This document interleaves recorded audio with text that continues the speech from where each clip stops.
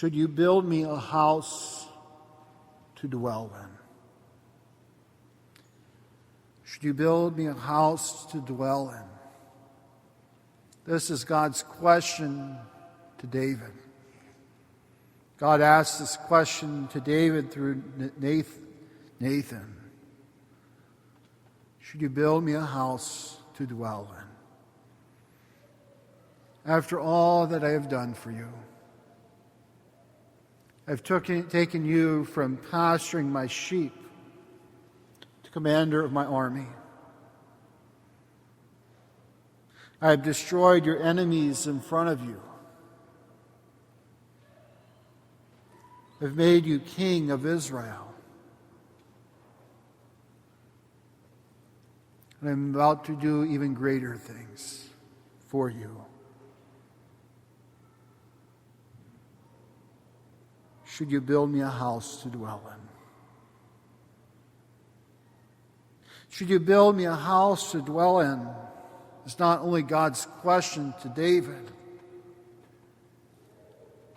but I believe this is also God's question to you and me. Should you build me a house to dwell in? I have worked greatness in David's life,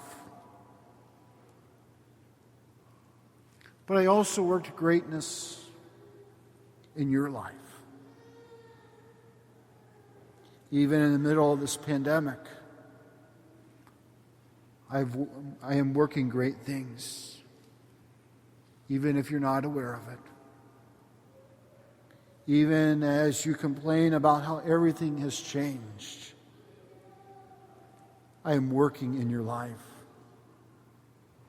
And I'm going to continue to work in your life and even do greater things.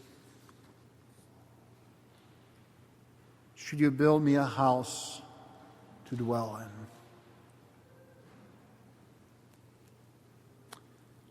At the start of Advent, before I pulled out my Advent wreath, I cleared a shelf off in my room, got a rag and some dusting spray and cleared the dust, and then set up my Advent wreath. At the same time, I cleared off a second shelf, wiped the dust off of the shelf as well, and put out the shelter, an empty manger to my nativity set. And as I've been doing the journey of Advent, I've been gradually adding piece by piece to the nativity set, to the scene. The cow, the angel, the sheep, the shepherd, making the place ready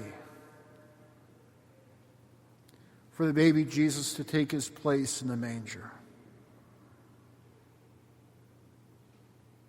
You know, this idea of clearing off a shelf, of dusting off the shelf, of gradually placing the statues into the nativity set. I would like to think that this represents what is happening in our hearts as we journey during the season of Advent, as we journey in preparation for Christmas, as we prepare to celebrate Jesus' birth, as we anticipate the Lord's coming, that gradually, step by step, we've been preparing a place, getting a place ready in our hearts, step by step, clearing space, cleaning space, and slowly getting space ready to celebrate the birth of Christ, the coming of our God into our lives. We can clear off all the shelves, decorate the inside and the outside of our physical buildings of our homes, the most beautiful Christmas decorations, set up them in the most unique of ways.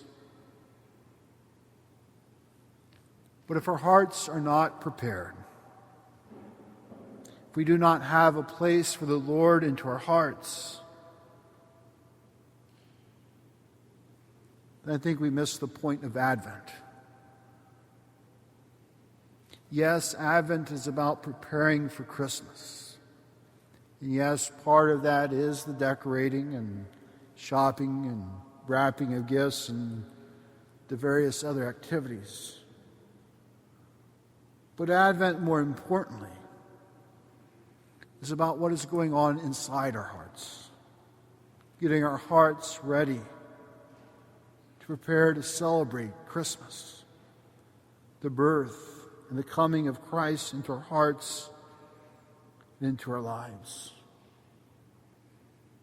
For if our hearts are not ready, the Lord is unable to touch our hearts, and our lives do not get changed.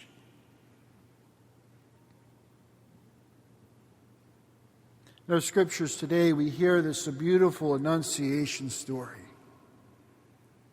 of the angel appearing to Mary, telling her that she's going to conceive a son.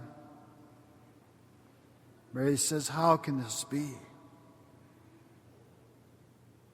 Gabriel tells Mary, the Holy Spirit will come upon you and work in your life. And God is going to make this possible. Mary responds by saying, "I am the handmaid of the Lord. Let it be done."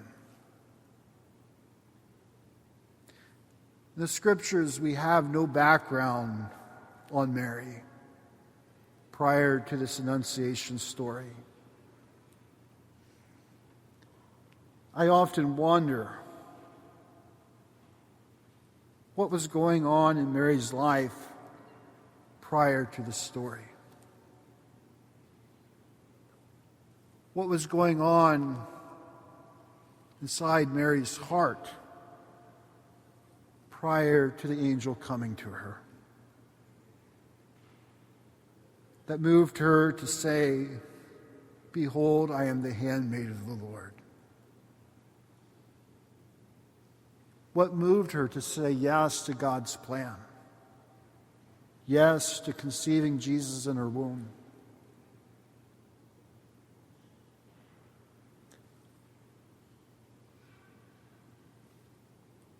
While the scriptures may give us no official insight of what was going on in Mary's heart or why she said yes,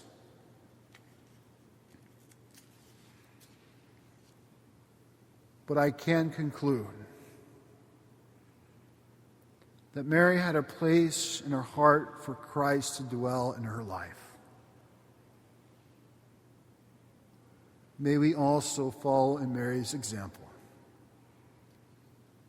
to have a place in our lives and our hearts for Christ to dwell.